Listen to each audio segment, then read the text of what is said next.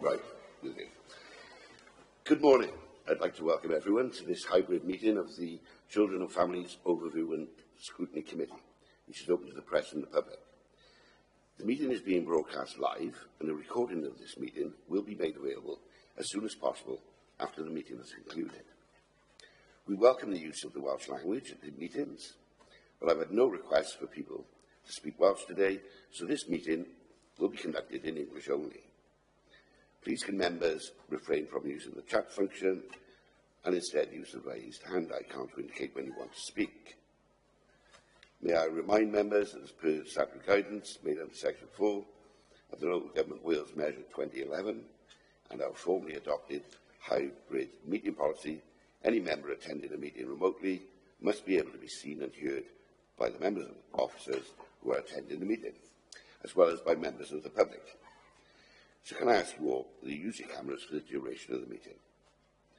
Please remember to keep your microphone muted when you're not talking, and please do not interrupt discussions until you have been notified of your intention to speak and you have been invited to do so. Okay, moving on to the agenda. Agenda item 1, welcome and apologies. Niall, do we have any apologies? Yes, Chair. We've got apologies from Councillors John James and Jane Watkins. Thank you. Agenda item 2, declarations of interest. Members, does anyone have any declarations with regards to the item we are scrutinising below? No. Okay. Agenda item 3, the minutes of the meeting held on the 27th of November 2024. Members, could you please state whether you have anything to raise in relation to the minutes? If not, I will take them as agreed. Okay. Agenda item 4, minutes of the joint Children and Families and Education Committee held on the 29th of January 2025. Members, could you please state whether you have anything to raise in relation to the minutes? If not, I will take them as agreed. Great. Agenda item 5, action sheet. Rebecca, could you please run through the action sheet? Thank you, Chair. So there are 2 actions listed there on the action sheet. One is with regards to the recommendations from the last meeting of this, which you've all received now. And the second one was a action from the joint meeting. I have chased that. They are going to get back to me hopefully within the next week, and I will email that to the members of both committees. Agenda item 6, mid-year review of our work programme. Rebecca, can you please introduce the report? Thank you, Chair. So, good morning, members. Item 6 is a short report to give members the opportunity to review the committee work programme for the remainder of the scrutiny year. You'll see from the appendices to the report you have been provided with a condensed feeder pack containing up-to-date information from the current work programme, the Executive Forward Plan, audit referrals, the risk register and performance information, including progress against the County Plan Delivery Plan. Can I highlight to members, this is not the opportunity to scrutinise individual items contained within the feeders or performance information, but rather offers the opportunity to pose questions to officers present here or the executive member where you identify potential issues within this information that may warrant a reprioritisation of items for the remaining committee meeting. You'll see from the work programme that at the visioning session you've selected the Eliminate agenda for the final meeting, and that would be looking at what transformative activity Children's Services are undertaking and proposing to work towards achieving Welsh Government's Eliminate profit programme. So can I ask members, do you have any questions regarding the information provided there that you'd like to pose to officers this morning in considering your work programme? Thank you. Just one. Are we ready to take the Eliminate agenda? And is there anything more urgent that you wish this committee to look at? At this point, Councillor, no, I think the Eliminate agenda will be the most suitable that we will present, given the timeframes.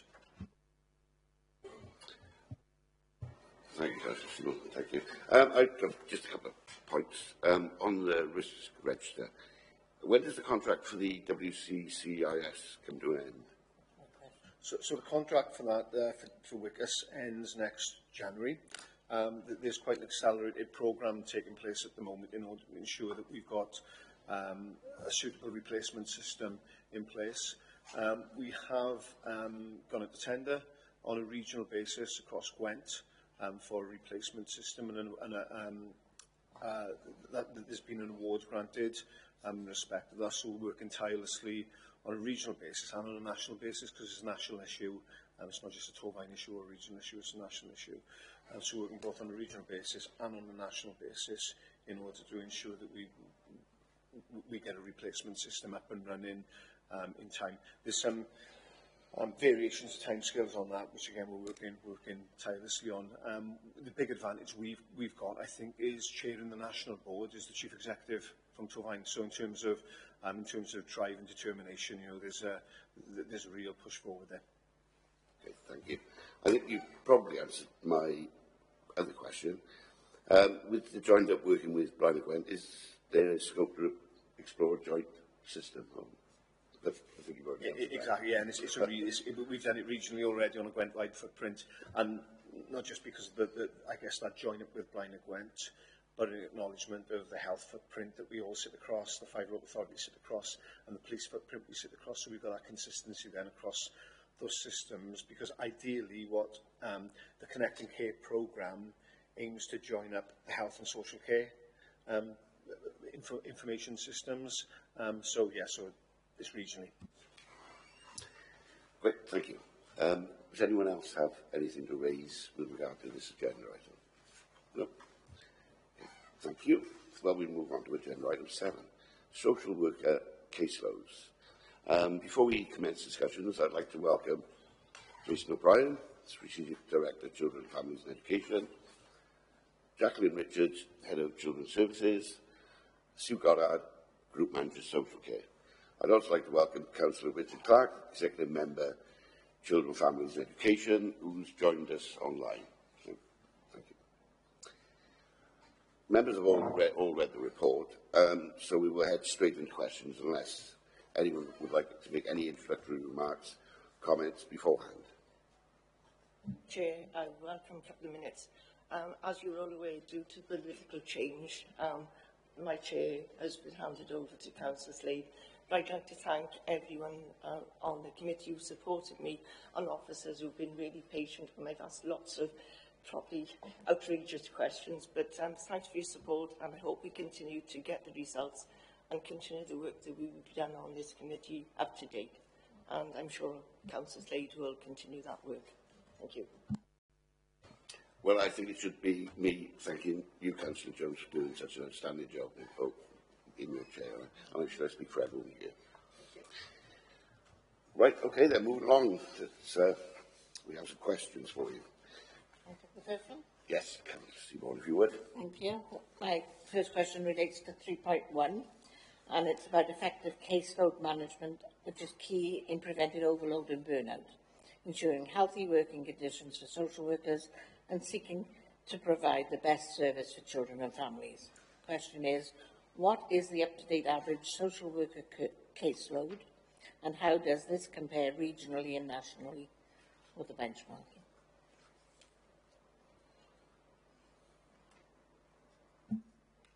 So as at the end of February, the average caseload was 18.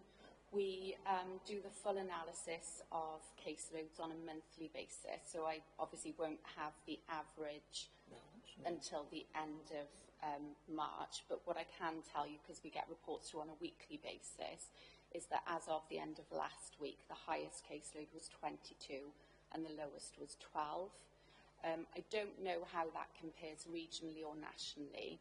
I think it's really difficult to compare caseloads across the board. I know there was a report recently published, I think based on social worker caseload figures in England, and there was quite a number of comments in response from social workers, because the report was saying, I think, that the average caseload, social worker caseload in England for children's services had reduced to 15.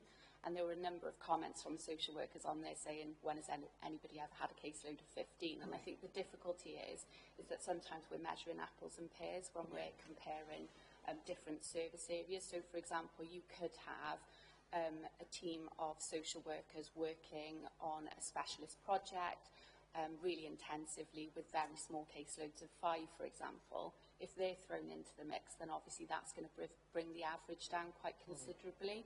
And that's why when I provided the figures for this report, when I looked at the averages, I removed the team managers and the assistant team managers from that, because it would skew the figures to make the caseloads look, the average caseloads look lower than they actually are. So the figures that you've been presented with reflects full-time equivalent social workers and our target of 20. I think, yeah, it's really difficult to compare regionally or nationally for those reasons. You have any follow-ups, Councillor Seaborn? No, that's fine. Thank you. The next question, paragraph 3.2 is the relevant paragraph. Says there are no standardised workload management systems for social workers due to differences in service structures across local authorities.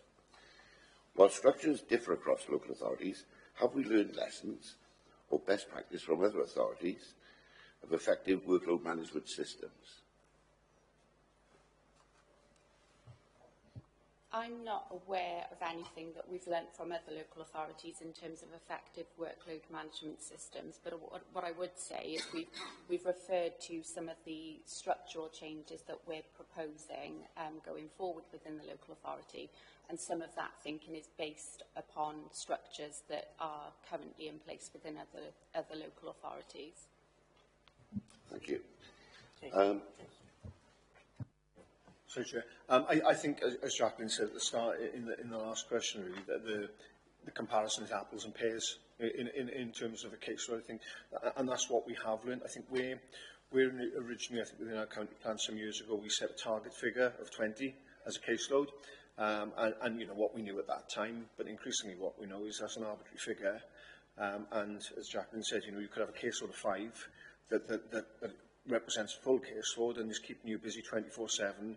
You could have a caseload of 30 that isn't as intense and as busy as that.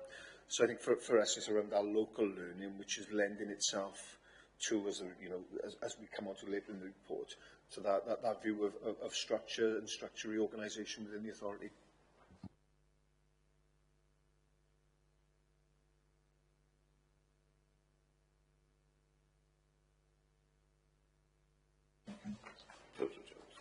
My question reflects on paragraph 3.4. In May 2023, the Children, Young People and Education Committee recommended that Welsh Government introduce legislation to place a statutory duty on local authorities to calculate maximum caseloads for children's social workers. The recommendation was rejected by Welsh Government. Has the rejection of this recommendation seen any negative impact, and it is something that is likely to be revisited? I'm not aware of any negative impact from the rejection of the recommendation, and I think I would just go back to what I'd originally said, which is that I think the point that Welsh Government are making, it would be really difficult to introduce maximum caseloads because of the different work that social workers are doing within different teams.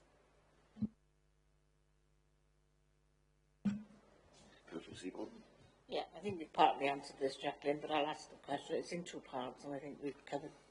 So it's relating to 4.1, the county plan delivery. This includes an activity to ensure that social work caseloads are reduced to an average of 20.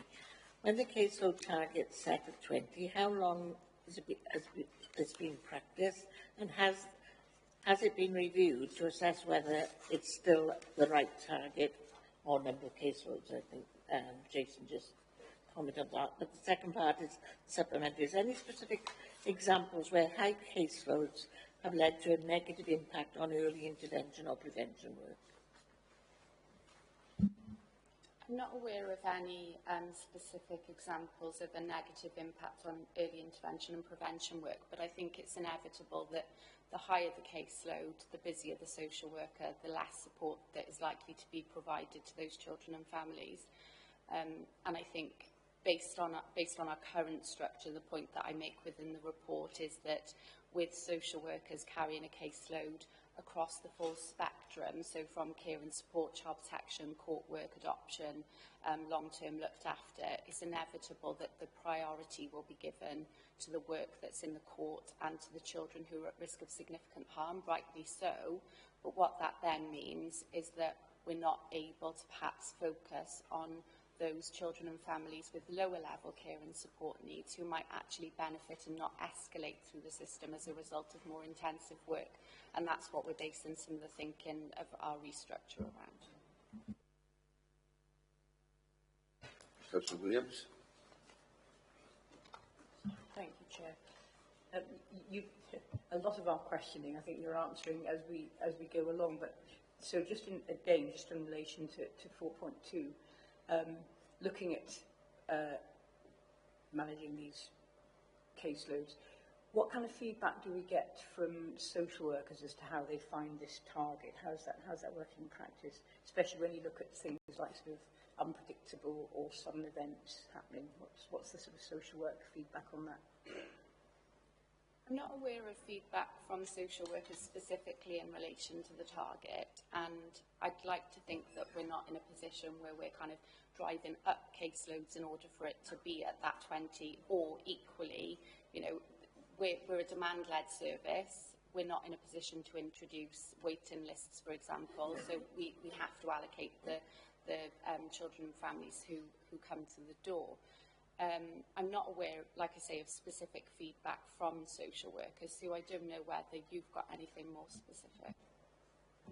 Not specific, as you said, in relation to that, in terms of social work feedback, but I think just to be reassured that the team managers are aware of the competence, the knowledge, what is actually practically happening with the caseloads for each of the social workers, and if they have any concerns in terms of the number, or that social worker is, as you've suggested, has got more busier in a certain area, they will compensate for that because they will know their team. So there's some reassurance really for staff in relation to that. I think I've also mentioned within the report, obviously, all of our social workers have monthly supervision with their team manager, with things like Sue has just suggested are obviously actively monitored. But also, I think we're quite unusual in Torfaen in the hands-on approach that our team managers take in respect of overseeing and chairing care and support meetings with families, etc., PLO meetings. What that means then in practice is that the team manager will have a very good understanding of all the children and families within their team. So when we talk about, you know, the caseload target of 20 being an arbitrary figure, whilst it might be an arbitrary figure for us, I suppose the point I'm trying to make is that for the team manager, they will have a very good understanding of the needs of those individual children and families in order to be able to determine, is a caseload of 15 reasonable for this social worker, or have they got some capacity, etc. Thank you. Mr. Jones. Yeah. My next question relates to paragraph 4.2. Target caseloads also do not provide any indication of the quality of interactions or the impact of the support provided to children and families. How do we measure and track these factors? Again, I think the monthly supervision plays into that in terms of the reflective discussions that the team managers will be having with the social workers on a monthly basis in relation to those children and families. But we also have a quality assurance framework where cases are selected at random on a monthly basis and are audited by assistant team managers and group managers within the service, so that we can highlight any issues in respect of individual cases, but also look at any thematic issues. I think as well it's important to say that for children on the Child Protection Register, they will have reviews that are chaired by an independent person, so they will have oversight, and obviously for all our children looked after as well, they will have an independent reviewing officer who chairs the regular review meetings, and they are responsible as well for challenging the local authority if they've got any concerns regarding the quality of support that we're providing to children and families. and as independent reviewing officers, they have a escalation process essentially, where if they're highlighting concerns initially with the social worker, there would be an expectation that the social worker then rectifies that. If that then doesn't happen, it escalates to the team manager, to the group manager, to myself, and potentially to CAFCAS if necessary. Thank you. Go back to this, back to the allocation again.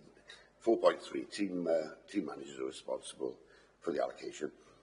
Can you describe how the allocation is managed? I think what I'm getting at is, I mean, I'm new to this committee, so it would help me to understand the process, if you like. Could you go through the process of sort of when a referral, if you like, comes through the door, what happens next? So, for referral in relation to a child or young person who's not currently open to social services will come through to the Multi-Agency Support and Safeguarding Hub. That all decisions within the Multi-Agency Support and Safeguarding Hub have to be made by the end of the next working day when that referral comes in. So there's a swift decision-making process there. That decision is made by an assistant team manager or team manager within the MASH. So they will have sight of the referral and they will make that initial decision as to what action needs to be taken. They might determine immediately that there's no further action that needs to be taken. It's an inappropriate referral, for example. There aren't any safeguarding concerns, no evidence of care and support needs. Or they might determine that we need further information before we can determine what we need to do.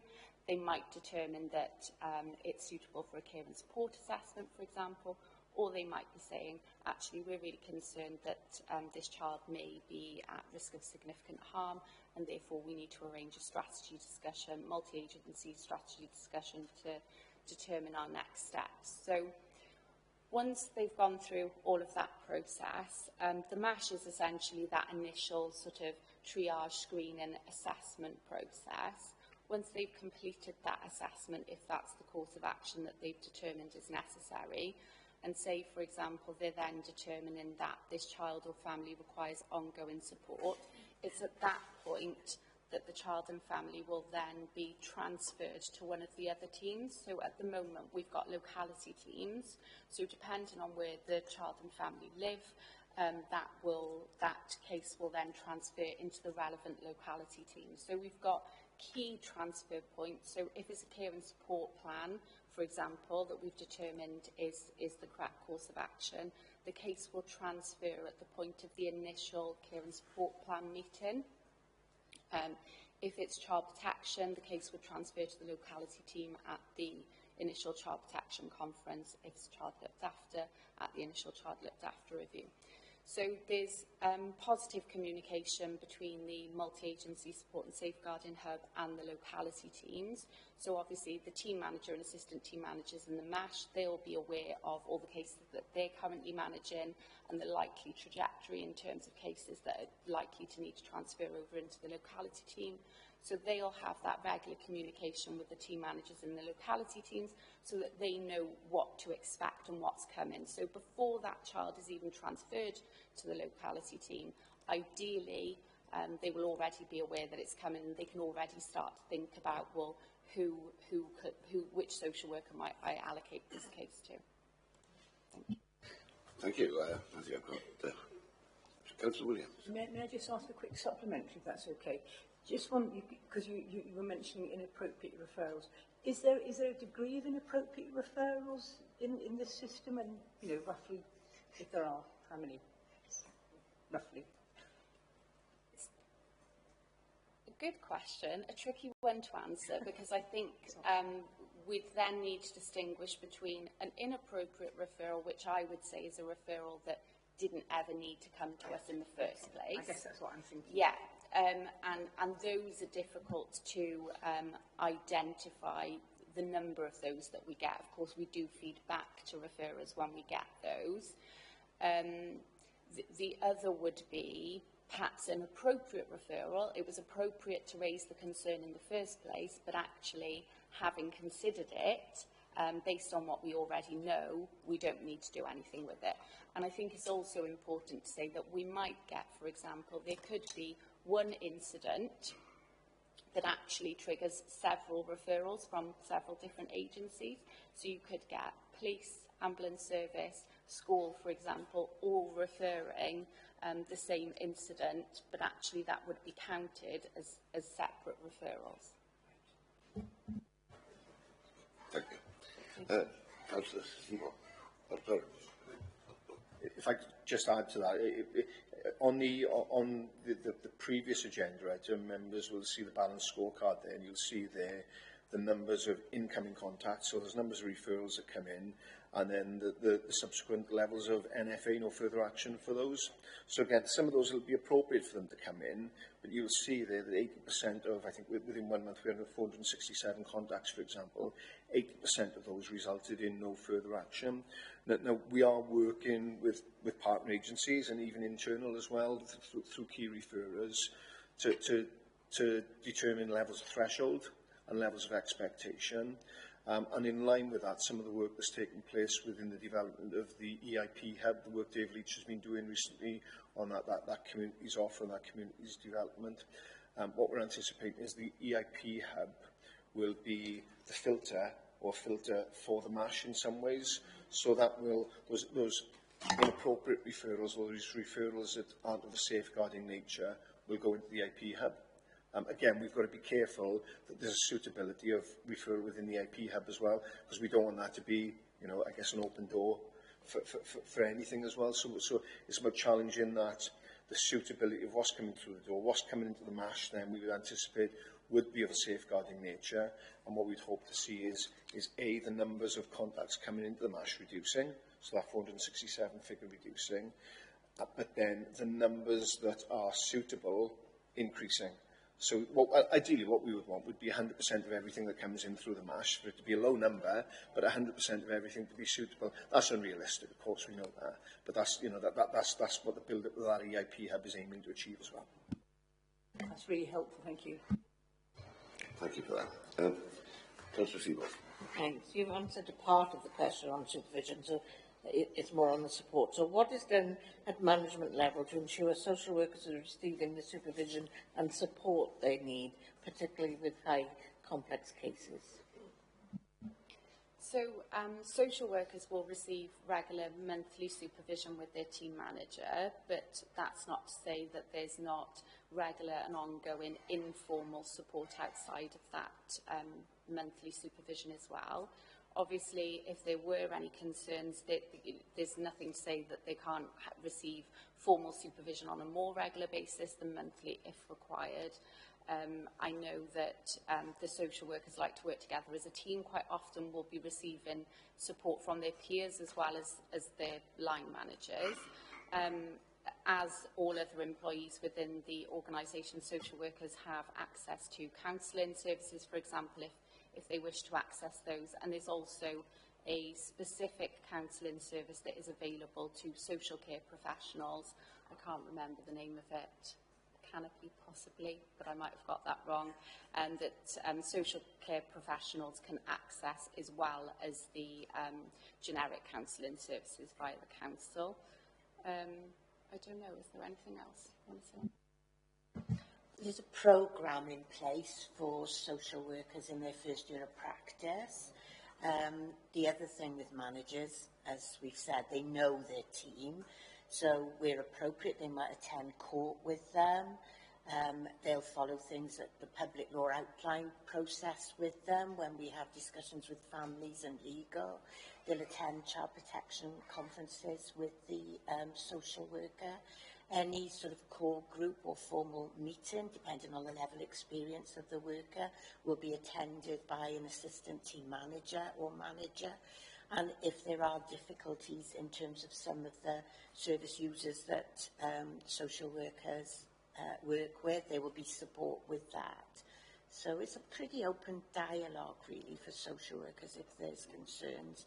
And ultimately, as group managers as well, you know, we'll be aware of the workers in the teams and where their needs sit. So, thank you. I think as a local authority as well, I think in terms of I guess the frontline, the ground services really that take place, we're quite hands-on all the way through.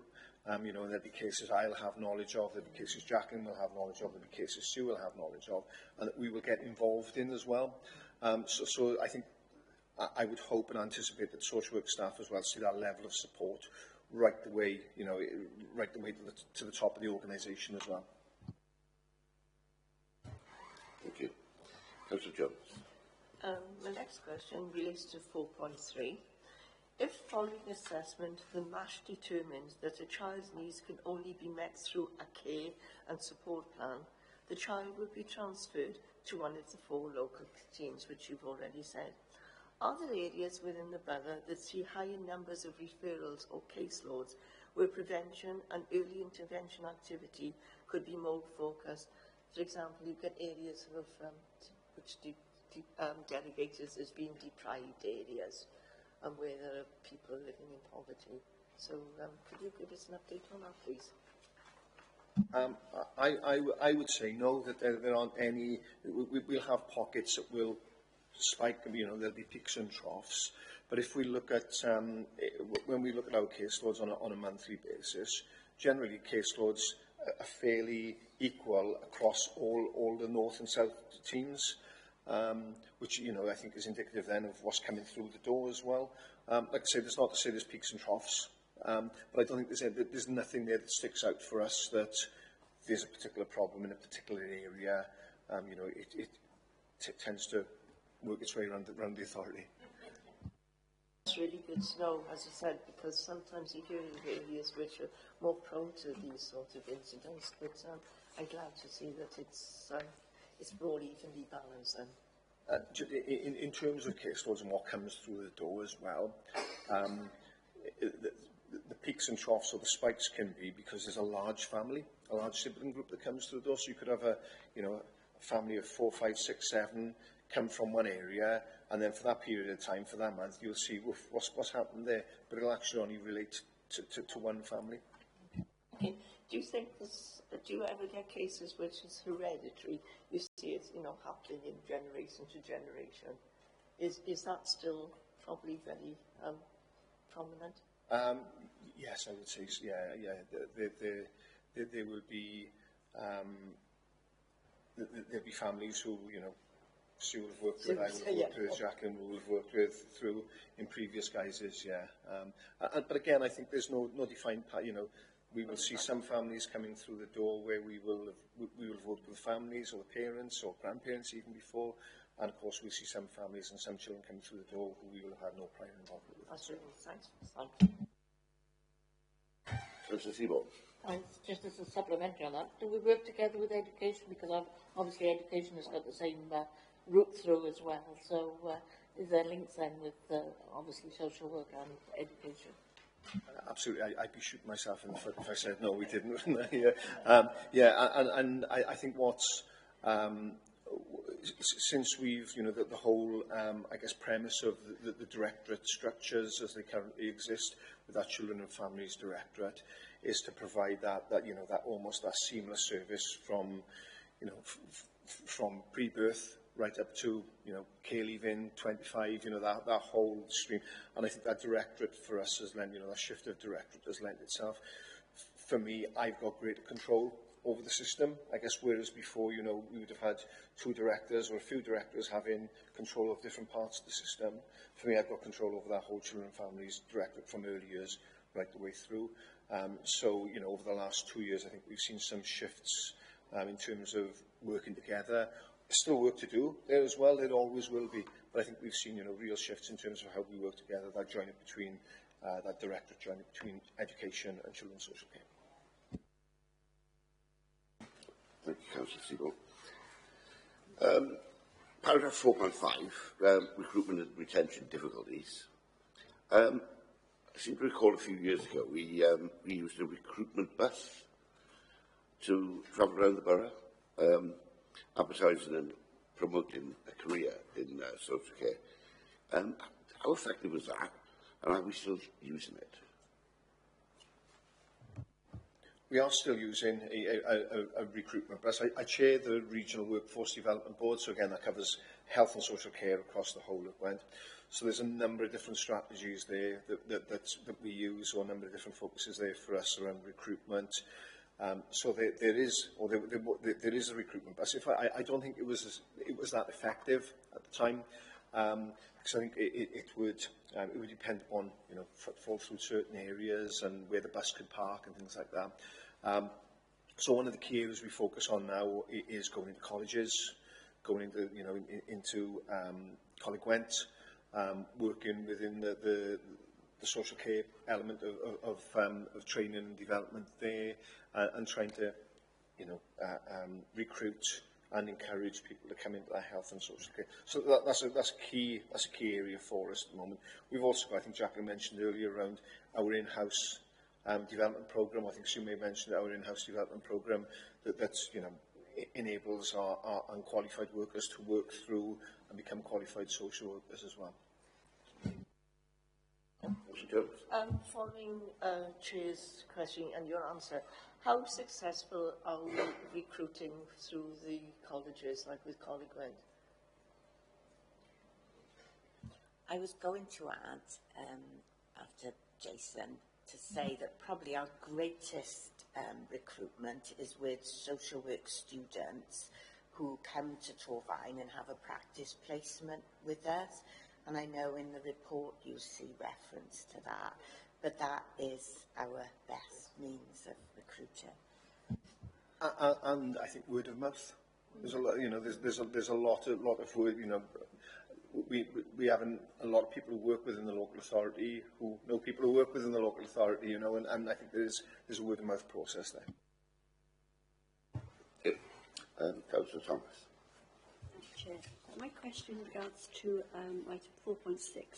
Monthly supervision includes consideration of workload, including caseload, as well as other wider issues that may be impacting on individuals' well-being at work. What are the sickness levels like in the team, both long-term and short-term, please?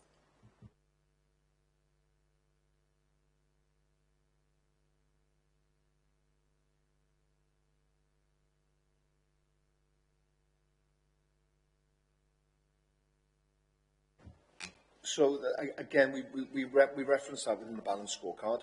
So sickness rates is something we monitor continually, and I dare say, you know, I could ask Sue, Jacqueline, any of the group managers, and immediately they would know who was off sick, the reasons for, and the length of time that they'd be off sick. I know we've got that, you know, that immediate intelligence.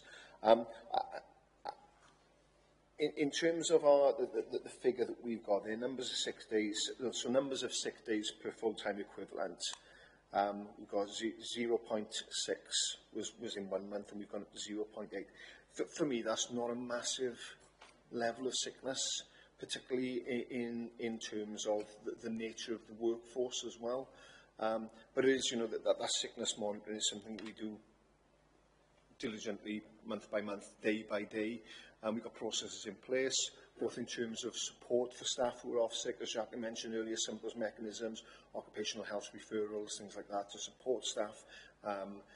Phased return working, you know, there's a whole set of processes in place to support. But for me, our sickness is quite tightly managed within the service area. I don't know if there's anything either of you want to add. I was only going to add, with the IVA system, managers are aware, you know, via that as well, even of the scoring of the person with the highest sickness rate in their area. As a group manager, I'll know all my teams on that, and obviously Jacqueline higher up will be able to access everybody's on that. I don't think I can add any more other than it is tightly managed and not as high as in some areas.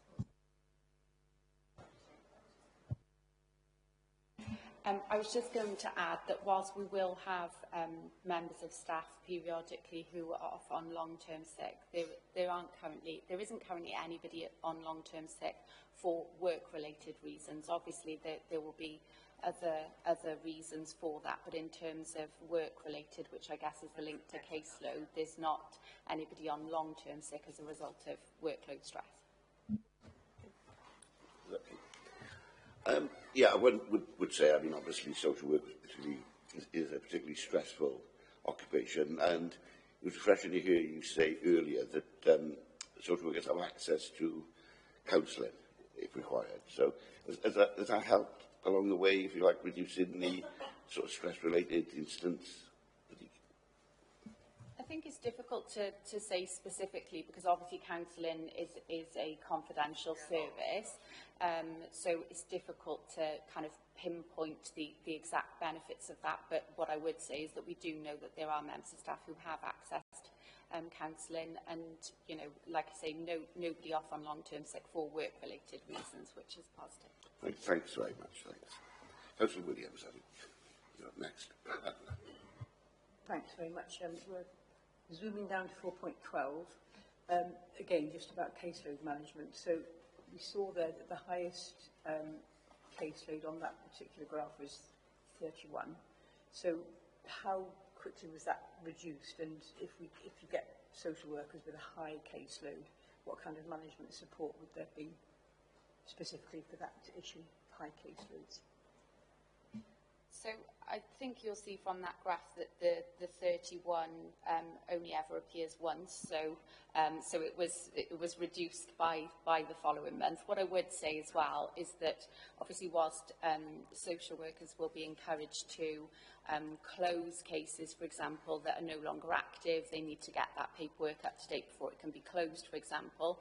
31 may not necessarily always reflect 31 active cases at that point in time. It might be a case of administration requirements before the case can be closed. But certainly, if there was a need for additional support, if somebody had that higher caseload, then that would be provided by the manager. Thank you. Councillor Jones. Thank you. 4.13. Agency social workers also come at a significant cost to the local authority in comparison with permanent social workers. What was the financial impact, if any, on the authority in the last year? So agency social workers for full year cost £36,000 more than a permanent employed social worker, including on costs.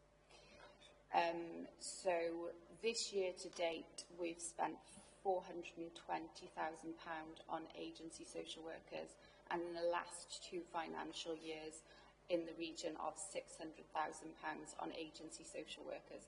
What I would say is that because they are generally covering vacancies, and we don't always have agency social workers to cover vacancies, actually we don't tend to be overspent in terms of our staffing budget overall, but there is a significant difference between the cost of an agency social worker, and that £36,000 I gave as well, that's compared to a employed social worker at the top of the scale as well.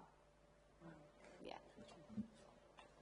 Can I ask if the rate of pay for agencies and local authorities are equivalent, or is it higher?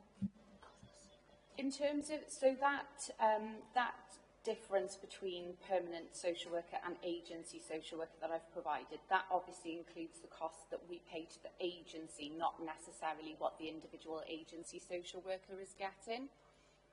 I think you'll probably get different answers depending on who you speak to in relation to whether agency social workers get paid more or less, because there are so many variables within it.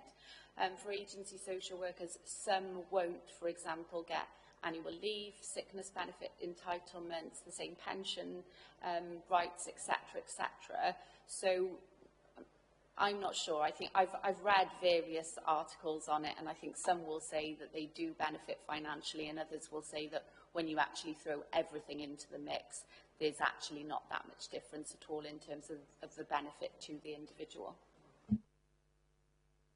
Can I add there as well, Chair? Sorry, I can't find where it's referenced within the report, but I know within the report Jacqueline references the Always Pledge of 423, which is aimed to control the market. I think what we found before the Always Pledge sort of came into play and was developed what we found was agency costs were continually increasing with no real rationale as to why they were increasing, and it was almost a bit of who would pay the highest would have the worker. So we've really controlled that cost element. You know, we acknowledge within it, I think within any agency setting, in an agency setting, generally you pay more because there's an agency element to it.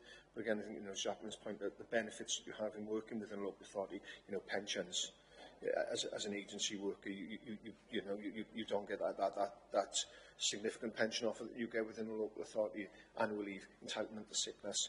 Those services that we've all highlighted as well in terms of occupational health, that support, that training and development.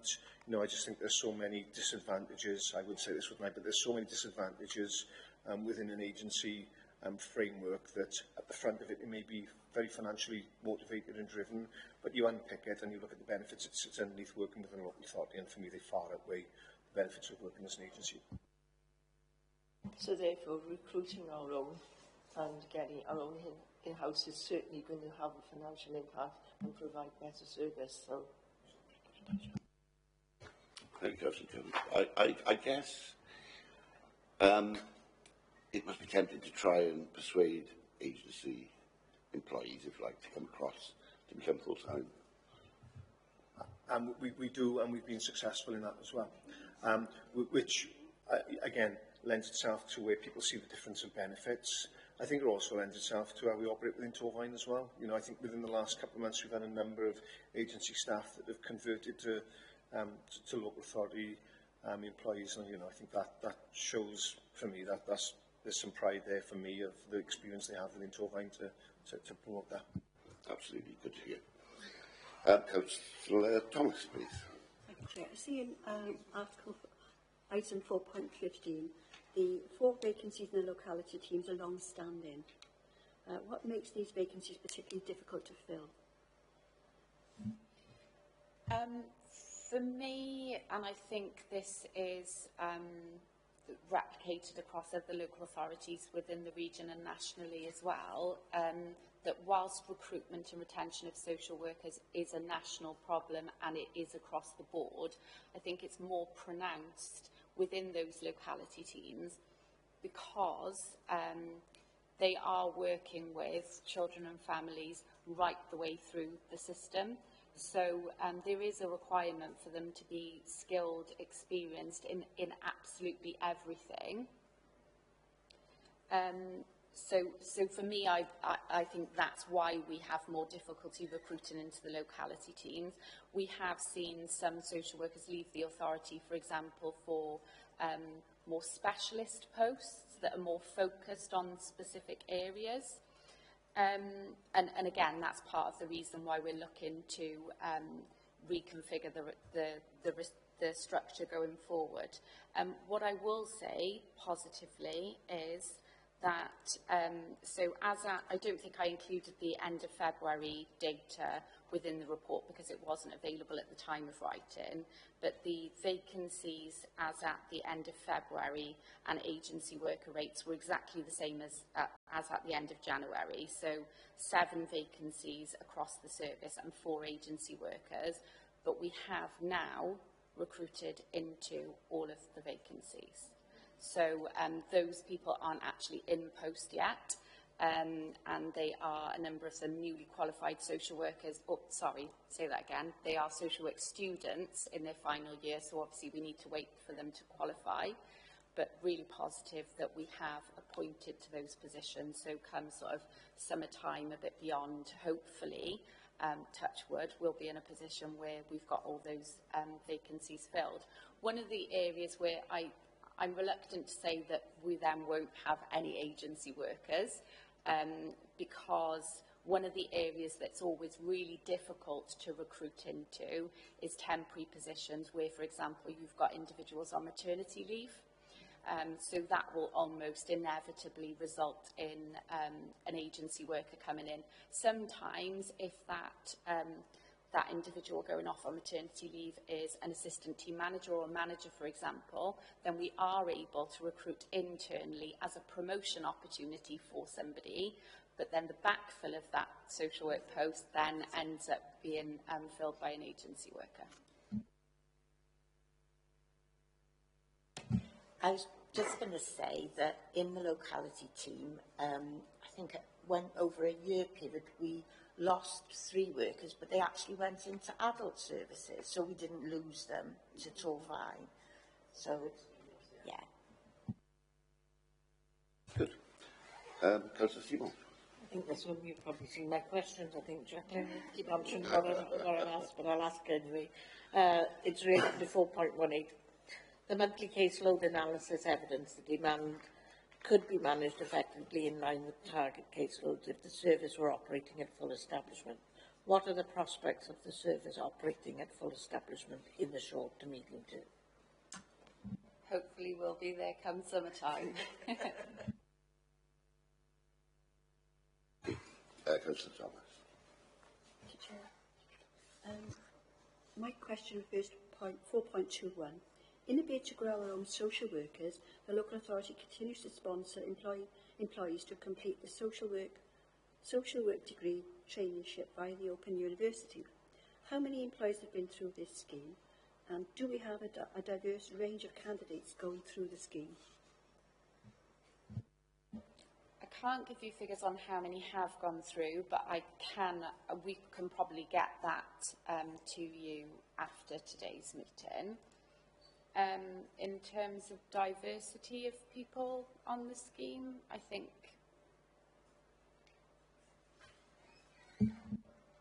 obviously the applications go out to everybody who's got the relevant experience, so it's diverse in the sense that nobody's precluded from that.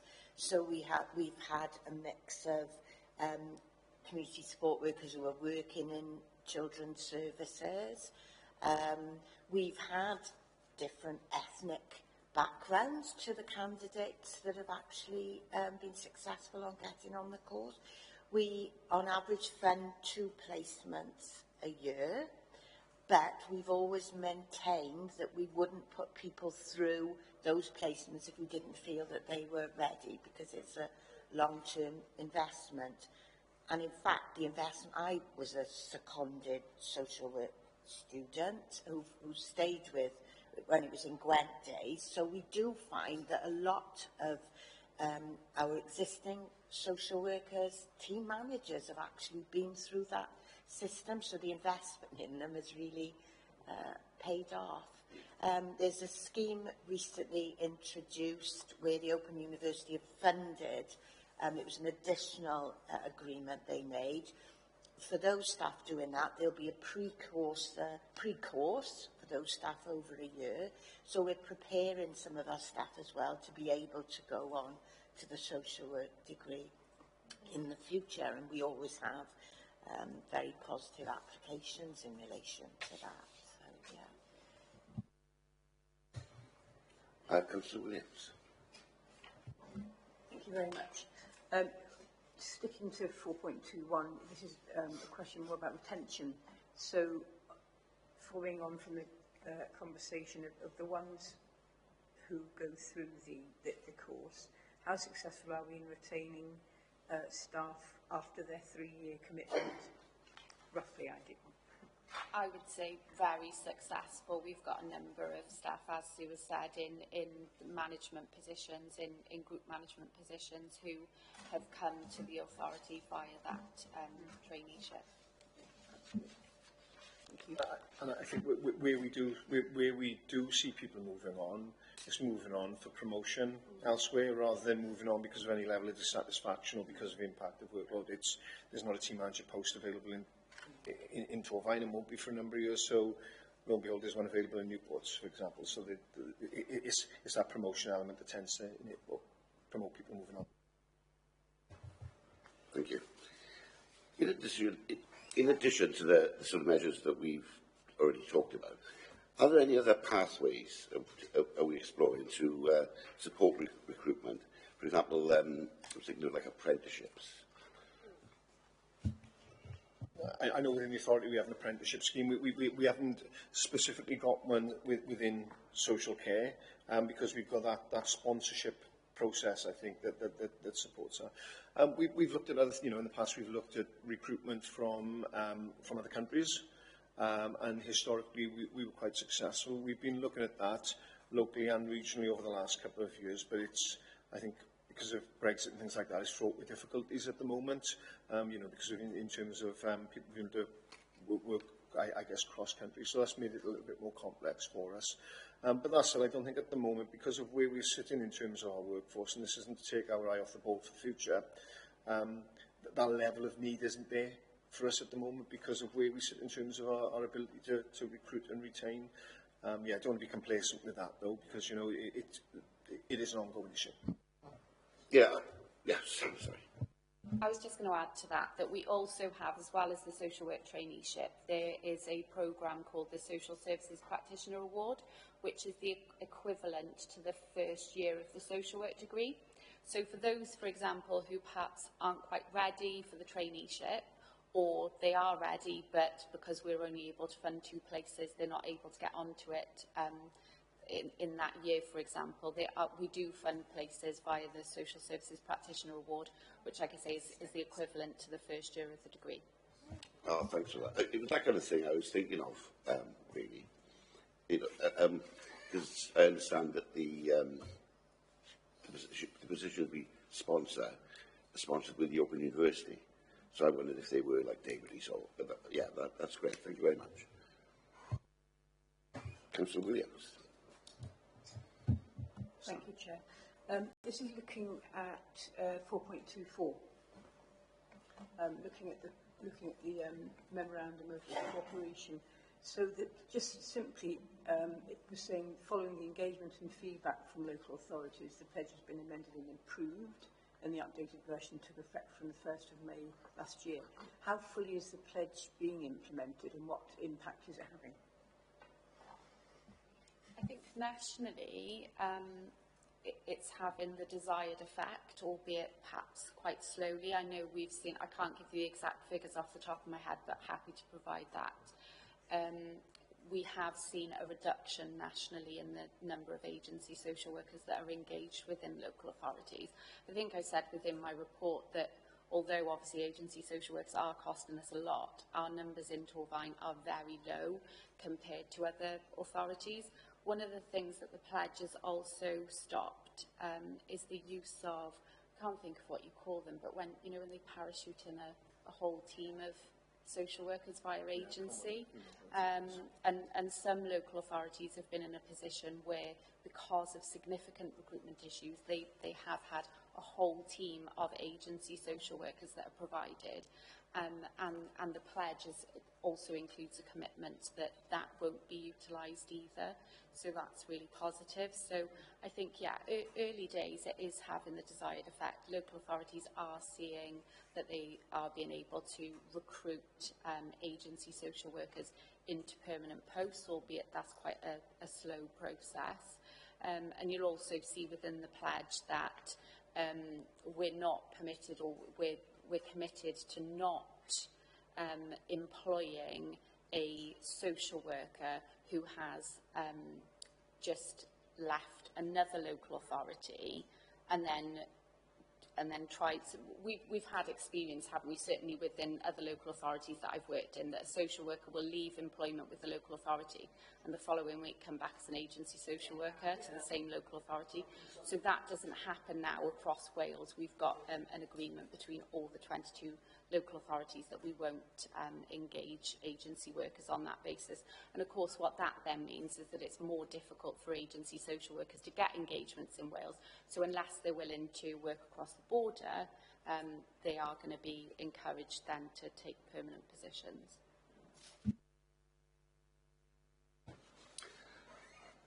Thank you. My question is referring to paragraph 4.27. I'm not really sure whether Councillor Clark, probably the gentleman who asked this, maybe. Can you give us a wave, Councillor Clark? Thank you. In October 2024, an Accelerated Improvement Group Programme Board was established to provide a regular oversight, governance, direction, decision and recommendation, making forum for improvement projects and initiatives across children and family services. What impact are we seeing from the establishment of this group, and what are the overarching aims and objectives? Should I come in first, Councillor?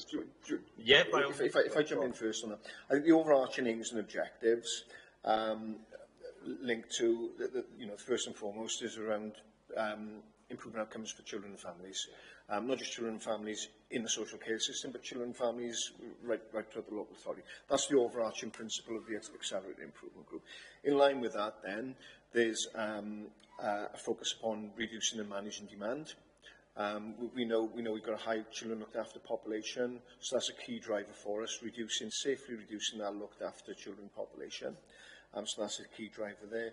And financial management as well. I think they're the three key drivers, but at the front of that, I always want to really impress on the front of that is around improving outcomes, improving the system, ensuring we've got really effective services in place for when families and children need to have those services, and like I say, within line with that, then managing demand. We're seeing impact on that. We are seeing some impacts on that. I think it's been well versed in Cabinet and in Council around the spend position within children's social care. We're still in an overspend position, but what we're seeing month on month is our overspend position reducing. Which is a really positive move for us. We're also seeing our looked after children population. We've had a significant reduction on that over the years.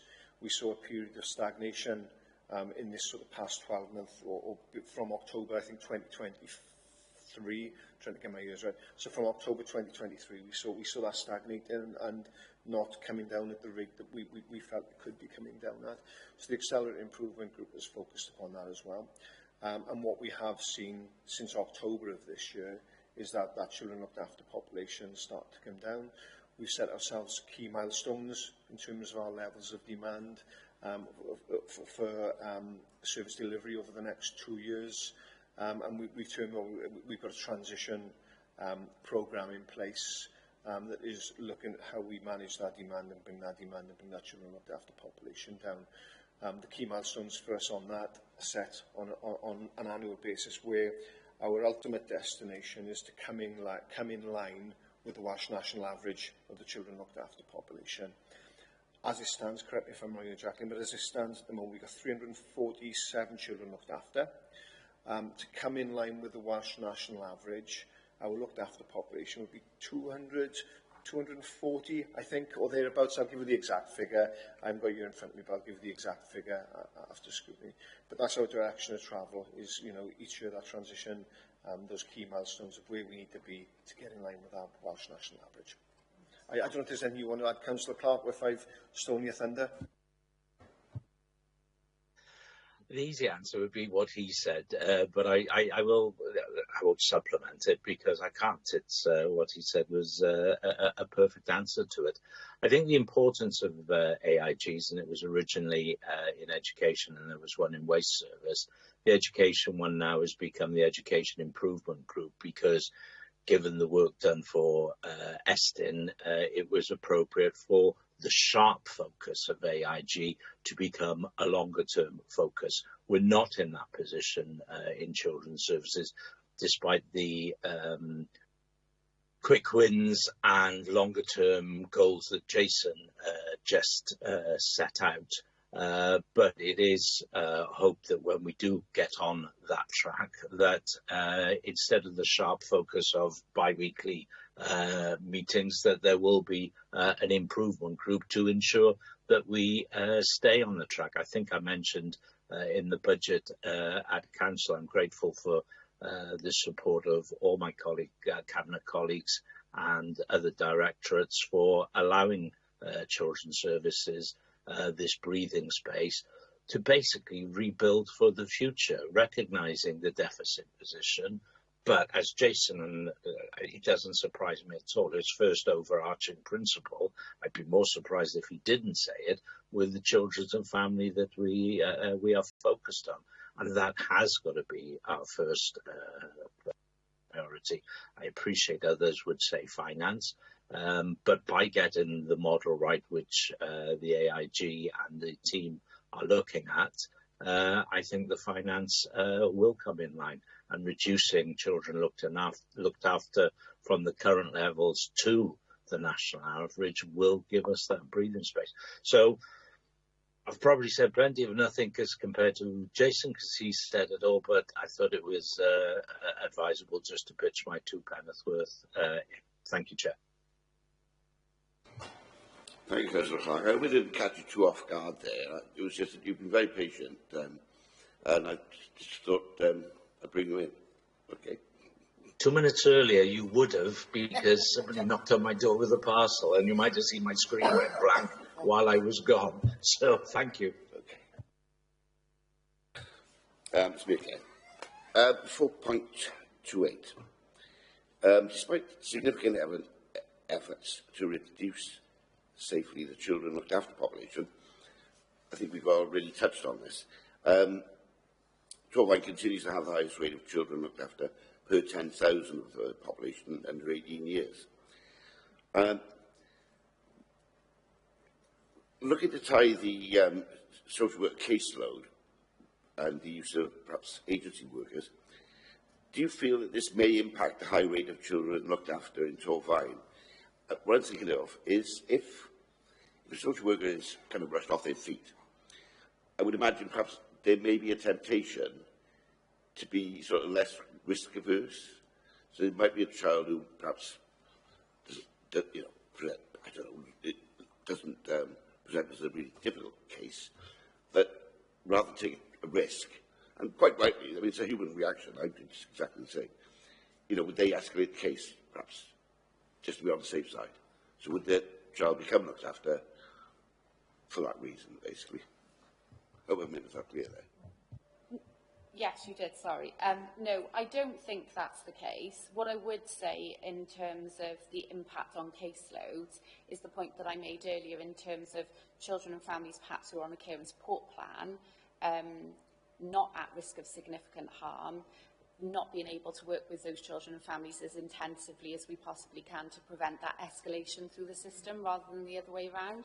And the other thing that I would say is we've had a significant drive on discharging care orders, for example, where children have been children looked after for a period of time. They might be placed with parents, having been rehabilitated back to their parents' care.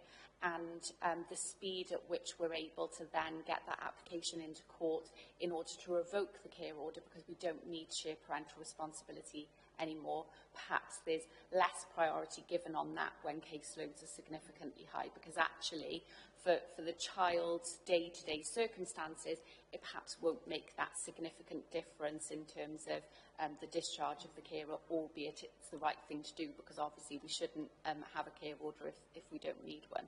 But I wouldn't say it results in social workers making decisions to bring children in together. The other thing that I would say is that social workers don't make those decisions, so those decisions sit at group manager level in any event. Yeah, sure. Councillor Seymour. I just wondered what the waiting list or the hold-up is now in courts, because there was a substantial waiting list quite a while ago. Obviously, we are still paying, and the courts are the hold-up, not us as a local authority. What are the waiting lists in court? I don't know what the waiting list would be at the moment. I mean, what we did have, which we piloted within Torfaen a couple of years ago, was an accelerated process for discharge with the courts, which was quite effective and has been quite effective to enable us to speed that whole process up. Yeah. So and rather than being in place, it's just common practice now, that whole process. So that's really enabled things to get sort of speeded up. I think within order discharge processes, there's a number of different processes we have to go through. So consequently, there are a number of different points at which there can be blockages and hurdles, including right at the start, you know, in terms of perhaps social work capacity to get the court paperwork ready for court, legal capacity, and then the court's capacity to hear that. So, but I think what I'm confident within the local authority is that we know within the local authority where those points and pressures are for us, and we challenge those. So we've got a continued monitoring process for children looked after who've been placed with parents for a period of time, for example, and for those children looked after who we deem right we can progress with or to discharge here. Sometimes, of course, as well, we'll take those cases to court, and the court will need to test that as well. Isn't just a case of us going, this isn't, you can discharge this order on, and they go, fine, there we go, off you go. There's still a test process within court through CAFCAS, through the courts. And sometimes they will come back and go, before we discharge, we think that this still needs to be done, or we've got a few questions here that we need to come back or establish and come back, maybe drug and alcohol test, and we want another drug and alcohol test to take place, and then bring that back. So there's a number of parts within the system where there can be a blockage, but that accelerated court process has enabled that to move forward effectively. Thank you. Councillor Thomas. Chair. My question relates to 4.31. The redesigned structure is in the final stages of planning before the staff consultation process. What timeline are you working to in terms of consultation deadlines and the implementation of the new structure? We've got a meeting this afternoon with team managers, not part of formal consultation, but we've just informally kept them up to speed as we've gone along in terms of the changes. But the plan is to commence formal consultation with all staff within the next few weeks, and that will obviously run then until the end of... I've got my dates all mixed up now. Essentially, there'll be a month's period of formal consultation. We're looking to implement as of the beginning of June in terms of the new structure. And we've already, as Jacqueline said, we're meeting with team managers this afternoon. That isn't part of the formal consultation, but we've met with team managers and the teams as we've been going through this process of determining that, or asking ourselves, do we need a different structure? We've involved the teams and the team managers and the group managers and everybody through that process as well.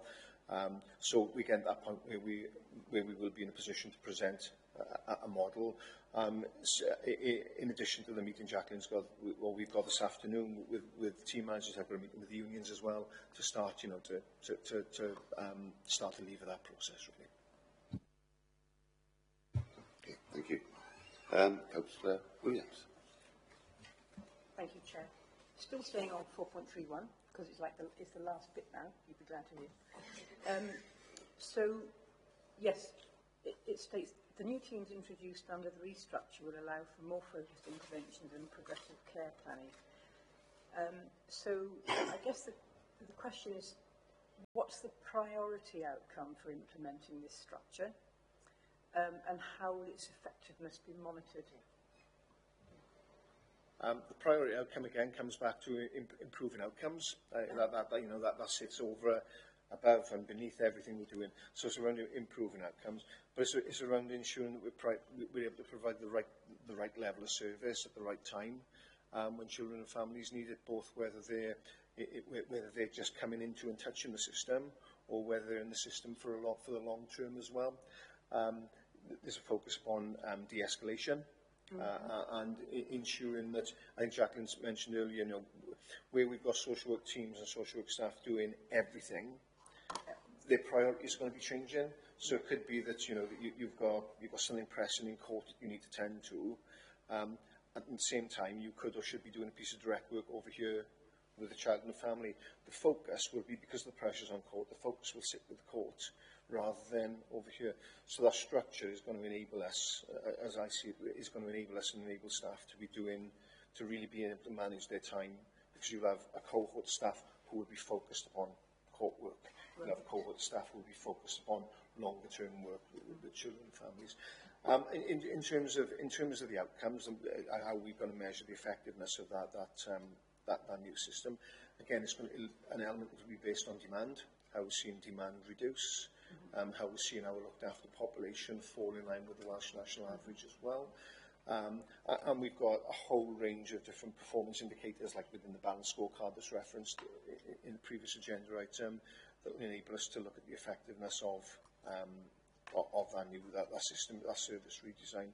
Additionally, of course, it'll be around staff retention and recruitment as well, and are we seeing, a better work-life balance for staff as well within that process? So there'll be a number of metrics really that we'll be looking at to measure, some of which we've already got in place. Can I ask a quick supplementary? Of course. Okay. Just thinking about all this change, what kind of, and that's obviously going to, I'm thinking of schools now, so in doing the restructuring, there'll be presumably different personnel doing different jobs. How are you going to ensure that the schools will be communicated clearly about how this is working, and, with the bottom line, if a teacher has a concern, they know exactly who they're going to go to in this new system? There won't be any changes to the MASH, so in terms of that kind of initial point of contact for new children, the MASH will still be that key point of contact.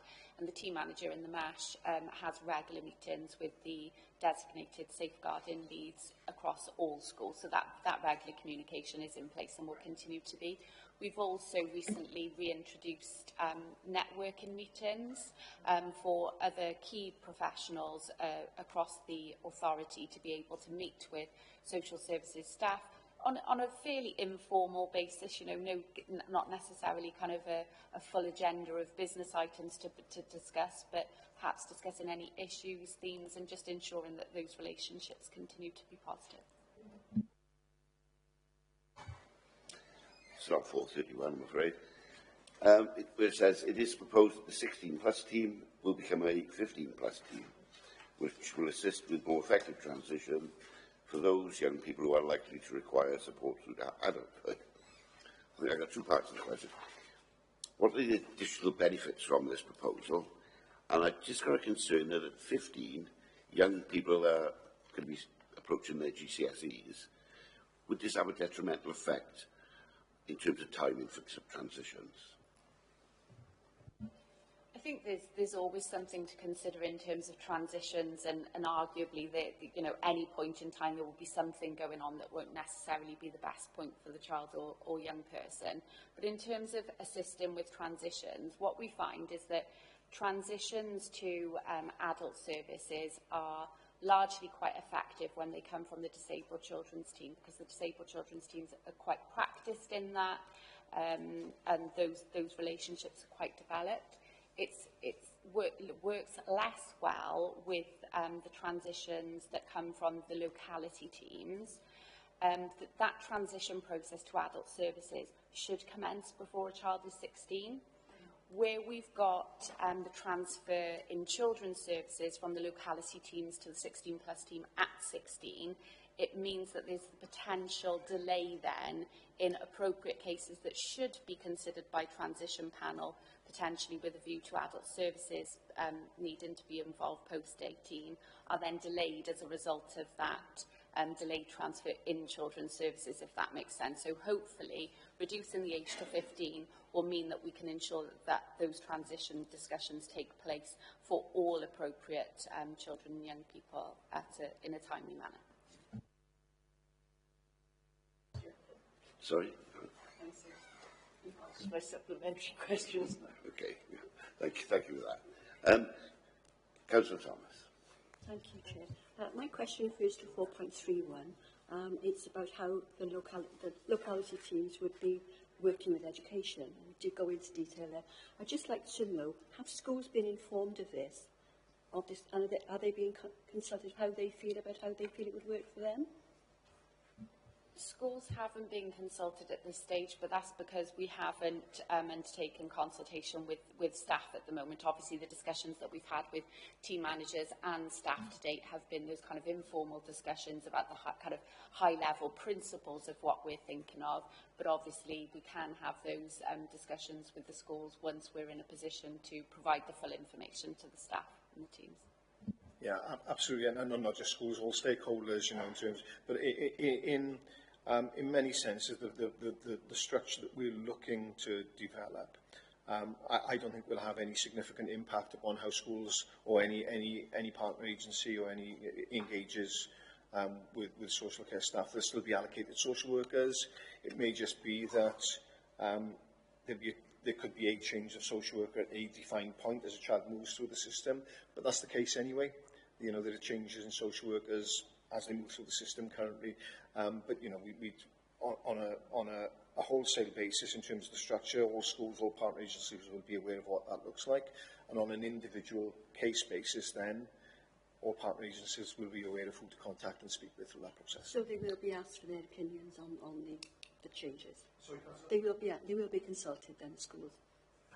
Yeah, they'll I guess in terms of consultation, the first bit of consultation will be through the staff. I think the stakeholders will be advised on the model as rather than consulted on.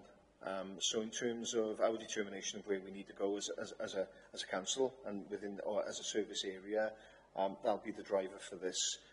We'll be advising stakeholders of the changes. That doesn't fully answer your question, Councillor, does it? I need to feel confident, I'm sure other members would as well, that there will still be strong links with the schools, because a lot of concern do come from schools, and we need to be really convinced that there will be no changes, there will be very strong connections with our schools. 100%. Those connections, those links with the team managers, with the group managers, will still remain. So there's, you know, group managers will be instrumental in that liaison with the schools, as will head of service, as will I. That won't change. There won't be any detrimental impact in terms of how the schools or partner agencies engage with us. I was only going to add, obviously, each child will have a care plan when we're involved with them. So school, or a representative from school, is very much part of that care plan, whether the child is under, you know, a CASP Part 4, so voluntary, the old child in need, whether the child is looked after or the child is on the register. So education school would be very much part of that plan with actions. So there would be that constant, if you like, involvement with a representative from school. Sometimes teachers will attend, sometimes heads will attend. So regardless, I suppose, of that, of our structure, that will always be the case. So. Councillor Thomas, I will be reassured. Thank you. Councillor Seymour. Thank you. Be pleased to know this is the last question, and it's come off 4.31, so this is 6.1, and it's the financial implications. How is the Council ensuring that sufficient funding is available to manage caseloads, and are there any potential gaps in funding that might be impacting social worker recruitment and retention? I don't think there are gaps in funding that are impacting on recruitment and retention, because, you know, a social worker gets paid what a social worker gets paid in many ways. I think the members will be aware, and I've already mentioned it, around the transition processes taking place within children's services and the level of investment that the Council is placing on that as well, to get us to a point where we're able to manage the financial elements better. So there's significant investment from within the Council. There's investment through Welsh Government through different levels of grant funding that are available as well. Of course, with grant funding comes with terms and conditions, and it comes with a lifespan as well, which sometimes makes things a challenge. But I think the short answer is, within the Council, that investment, that importance of the service is acknowledged. I think the other thing to be clear on is, as part of the restructure, we're not, it's a reconfiguration of existing staffing. We're not looking to lose posts, we're not looking to gain posts. And I think, as I highlighted in the graph in 4.19, if we had full establishment, if all those posts were filled, we would be more than capable of managing the demand, and that's been evidenced over a significant period of time. So when people say we need more, no, we don't need more. We need to fill the posts that we've got, and we need to ensure that that's consistent. My question really is, are we looking to recruit, or are we putting them on hold because of financial implications? No, we certainly don't put recruitment on hold for financial implications. We get those adverts out as soon as we possibly can. Councillor Clark. It's just to reaffirm those points. Other authorities have plugged the gap, but then they've cut services and firefighting to then recoup that money. I think we've had a grown-up approach in Torfaen, whereas I collectively acknowledged earlier the other departments' input and the money that was allocated in the budget to allow this transition programme. It isn't a slash and burn, it's a reset and to look forward. So I have to applaud the officers and indeed the council for taking this approach. It's not a knee-jerk reaction, it's putting us in a sustainable position for the future. I think the authority and the team needs to be commended for that, if that's any reassurance for the members around the scrutiny table. Thank you, Councillor Clark.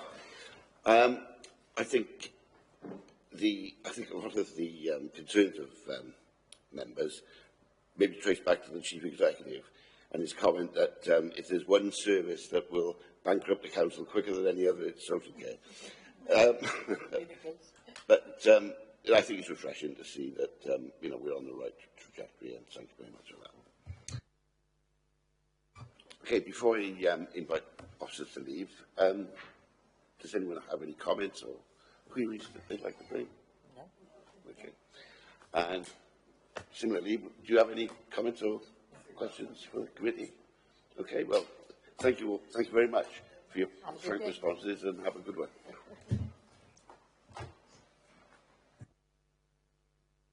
Chair, forgive me, I leave at this point as well. Yes, you can go as well, Richard. Yep. Sorry about that. Thank you. No worries. I was just checking. No, I just, yeah. Thank you very much. Bye. Bye-bye.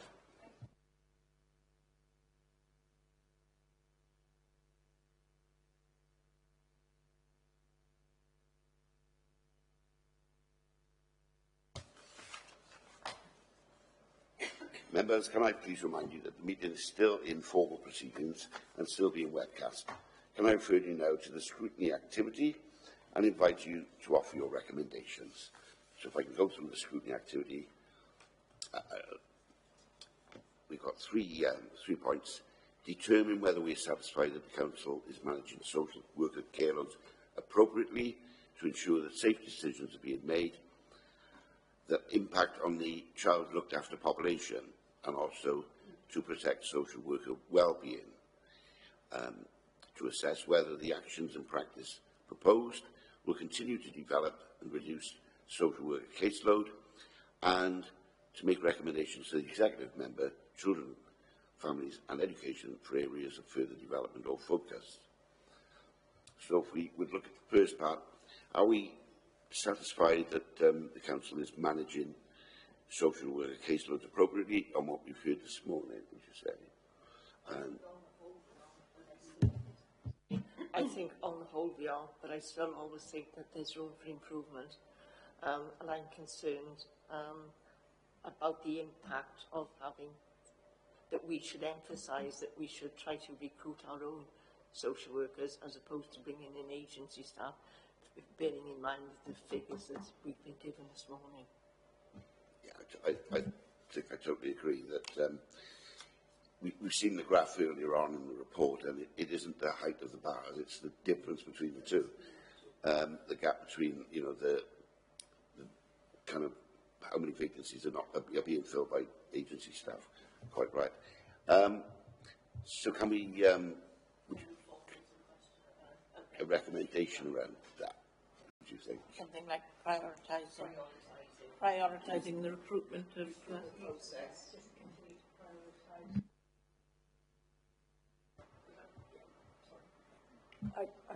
I seriously think they're on the right trajectory. It's just that we want to be, we want to be assured that trajectory is going to continue.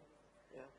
And if we come back, and we can come back with an update to us. If we come back and there's no increase in those 9 vacancies, then we're still in the same position, aren't we? So I think that needs prioritising. Yeah. Yeah, I agree. I think we do seem to be on the right trajectory. The figures we were quoted for February seem very encouraging, as I recall. at the start of the meeting. But yeah, we'll come up with a recommendation around. I'm also concerned, sorry, I seem to be hogging at the moment. I'm also concerned that they said that we're trying to bring our numbers, which are 347 down now, to 240 and overall. Yeah. I think that might be difficult to achieve, getting the numbers of people we're getting on our education committees, that we're hearing that they're coming from schools, that are more and more children in our schools that's requiring support from social workers. So much it would be nice to see that increased. I think that's something we need to be keeping aware of, Jay. Yeah. Because I can't see the more people that are demanding it, how we, actually bring the numbers down. It's all about numbers and not about cases at the moment. So can I just, on 20. Numbers of children what? 347 children looked after children. We talk looked after children. And they want to bring it down to the All Wales average of 240. Right. But we on education, we all know that there are so many of our children in our schools requiring social worker support, behaviour, or is coming on families. So although it's great to have these targets, I think we have to be aware that the demand is always going to be there in our schools. Absolutely. I mean, I don't know, I mean, as you all know, I'm new to this committee, so I don't know if this, we've held this sort of discussion, but I think I would be keen on trying to find out exactly the reasons why children, enter the system, if you like. Is it just down to poverty, or is it, mental health? Or this is the ask of deprivation. And I mean, we can't go into specific cases, but there are worrying aspects of it, where there's a home life or anything. It's affecting, and most of our schools have got education welfare officers now. But as a governor, I'm seeing more of this coming through all the time, and it's worrying. I think if you recall, some of the discussion was regards to the new EIP hub that they're going to bring in place that will sit before it comes into the MASH. So perhaps you could do some sort of recommendation that part of that EIP hub looks at a piece of work around the referrals in from schools. Would that be, yeah? What does EIP stand for again? Early intervention and prevention. We get a lot of that through the, as Janet says, through the education system, where children are not school ready. And I think there's a lacking in parental support, I suppose, or what have you. We put a lot in the early years with Sure Start and what have you, but we don't seem to see the parental support being in place and showing up in improvements in our Just commenting on that, and just that, quoting that number there, Janet, I think we need to kind of be careful to differentiate. That number is specifically the number of children looked after. It's not children going through the system or children who are on care and support plans. And my understanding is that that's the reason for this rejigging, because at the moment so much is firefighting. So like coping with these children who are needing care and support plans. Part of that is why. So I guess, is there I think probably that question around using that early intervention hub would be quite important. It's the right cause, Yeah. The intervention, Okay. could we structure a recommendation around that? Are you happy with that? Yeah. There was one other thing that, for more information, not a recommendation, but on question 16 that Colette gave us, that she was going to get more information on. Yeah, I'll add that to the action sheet. That was Those links to school. Yeah. the number of traineeships. Lisa Of course. said she'd get that with a number. Yeah, so I got that. Going back to the report, if we just kind of think, I mean, there's only a couple of factors involved with caseload, isn't there? I mean, it's either how many cases you've got, or how many staff you've got to deal with them. So, I think we've talked about trying to reduce the cases. If we look at staff then, the numbers of staff. Does anybody any have thoughts about sort of recruitment? So if we start with staff, I think we're talking about recruitment and retention, aren't we, maybe? So in terms of recruitment, do we have any sort of observations? And I think we're doing all we can really to try and recruit internally. Yes, and I think we would obviously welcome the reduction in the number of agency and hoping that we can... So I think we are doing all we can, but obviously, you know, we can make any more improvement, that'd be great. Should there be incentives that, you know, okay. should there be any incentives to recruitment in staff? Because I'm quite disappointed to say that, to hear that they weren't achieving what they wanted through Colleague Gwent, you know, higher education. They've got students in here who they're going to give bursaries to and offer full-time jobs, but they don't. Social workers don't seem to. Recruitment doesn't seem to be coming from our higher education system like College Gwent, and that's a concern, isn't it? I did see that. I asked about recruitment. How did we get in Colleague Gwent? And Jackie, I'm positive Jackie said, well, we get more in-house. So I'm wondering, is there a reason why they're not going to do it? Yeah. So she was saying they have more success from the students that come here on placement because obviously, while Colleague Gwent would give a certain level of qualification, I think they from university students that are coming for placement, so they're more successful in it. Can I say, I was the exec member when we put the bursary situation with Stuart Greenwell, and it was, you know, listening to the fact that it's going on and it's continuing to recruit. I think it's really, really, really good, and I think that was needed at the time because what was happening at the time was Blaenau Gwent would put their prices up and pay social workers higher than what Torfaen. We were one of the lowest paid social workers at the time, and something needed to be done drastically, and the bursary is rolled out throughout Wales now, so it's really good. But we do attract with the fact that, you know, we pay for their education and then we expect them to stay within 3 years of that. But there's still a recruitment issue, I think. Councillor Williams. This is a slightly more different recommendation. It's looking at, I was following on from Colette's question about involving the schools. I wasn't entirely, and I'm not quite sure whether this is for information or making a recommendation. They were clearly saying that the schools would be informed, but there's a difference between informing and consulting. So what I would like to see, and maybe it could be a recommendation, is that the appropriate school staff are part of the formal consultation, which is not the same, maybe I'm being picky, I don't know. It's not the same as informing this is what's happening. It's like, this is the proposal, what are your thoughts on it? Do you see what I mean? Yeah, the feedback. No, not the feedback. Consulting on the involvement. I think what they were trying to explain with that is the process is going to differ for them as a team internally. Sure. They're trying to put forward that it's not going to impact the schools. They're still going to have that link. They're still going to have the dedicated social workers.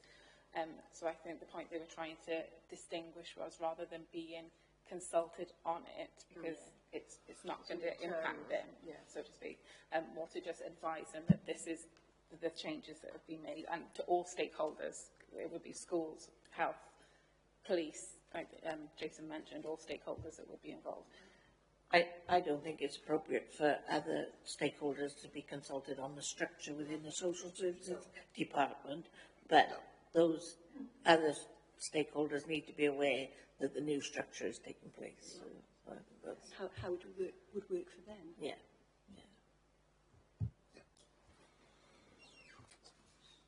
So, can we put together a recommendation? I think I mentioned it in questioning about looking at alternative pathways.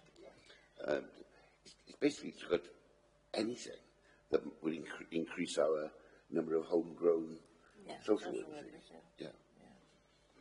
Okay, well, we park retention, do members have any sort of observations what we might do to, you know, keep the social workers we've got, rather than?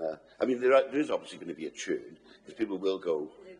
They will go for promotion elsewhere, if, you know, if needs be. I mean, that's just life. But we have to sort of have ways of making or giving the incentive to make it attractive to work within the borough, and obviously to retain them. But how we're going to do that based on finances is a concern. But I think we should do everything in our power to retain our own social workers. I think the officers reported that we're doing a good job at retaining once they come into the authority, and they're looking to come into 12-9 rather than. But it's the vacancies that, because we've lacked in training of social workers over the years, which is why we put the bursary issue in place. yeah. Then we still haven't come to a full commitment of staff. Therefore, the work is not being dealt with 9 social workers missing out of the pack. But if we were at full capacity, we would be managing better. I think we're managing well, but we could be managing better. Sorry, just a clarification. Do we go out to private companies, you know, with private healthcare and see if they got anything? You know, we have to make a positive effort and drive into doing it, don't we? Yeah, I guess. So what are the challenges? Yeah, and I guess with the private healthcare, they have the agency staff, aren't they? And I think we did get a response, and we have seen agency staff come over, you know, once they're comfortable in situ, if you like. Can I just say, I thought it was an excellent report. I thought they answered all the questions really, really well, and it left me wanting, really, thinking what could I recommend, because they seem to cover a lot apart from the recruitment and retention of those nine social workers for us to have a full complement. So, you know, the only recommendation that, you know, that we continue to prioritise recruitment and retention is what I can see. Is it a recommendation or a thought that our executive member goes to Welsh Government and urges them to have a drive on recruitment for social workers? Because I'm sure it isn't only Torwain short of social workers, I'm sure it is right across Wales. So is it a recommendation that we ask the executive member to pursue this through Welsh Government? Yeah, could be. But I think, I mean, it is a very stressful job, isn't it? Yes. I mean, it's not going to be for everybody. No. I certainly would never consider a career in social work when I was younger. So, yeah, I guess it's...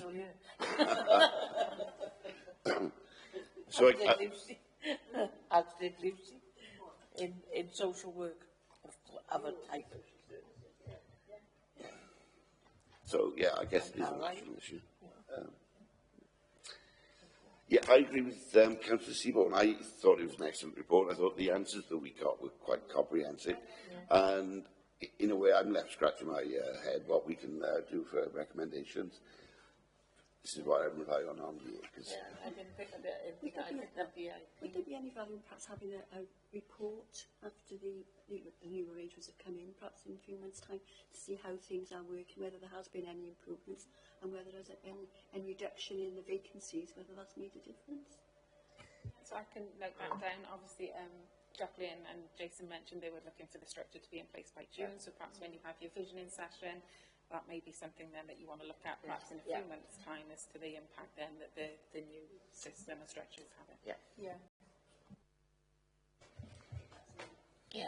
Follow up,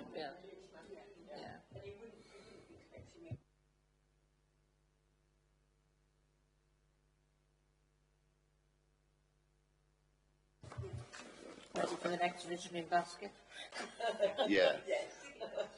In fairness, I think this improvement board that they've got, the aggregated improvement board, that makes it even more difficult to come up with recommendations. We don't really know, you know, what's going to come out from them, do we? So, well, I'm going to hand it over to Rebecca, who will hopefully come up with some recommendations that we can get behind. Thank you, Chair. So in terms of actual standout recommendations. There was the one with regards to recruitment, so prioritising the continuation of developing in-house recruitment, and also exploring alternative pathways to recruitment that you mentioned, Chair. There's the recommendation with regards to the new EIP hub, and again within that having a concentration on referrals from schools and looking at the particular types of referrals that are coming forward. And then with regards to the links with schools, so as a priority that once the structure has been through consultation with staff, that all relevant stakeholders receive, formal advisement of what the changes will be. Yeah. And then, so that will go in as a comment because that's within your gift as a committee. So I will put that in the comment section with regards to taking a further report, subject to you deciding on that in your visioning session. And then on the action sheet, then there was the number of traineeships that I'll chase up and get back to you. Well, we'll move on to agenda item 8, where I'm going to close the meeting. And I would really like to thank you all for your in-depth questioning this morning. It's been a bit of an eye-opener for me. And I'd also obviously like to thank Rebecca, because without whom this would have been a nightmare for me. Well, the date was all in order. Absolutely. So all I can say is the date and time, or date of the next meeting is the 1st of May. Time to be advised. Thank you very much, and I'll now close the meeting.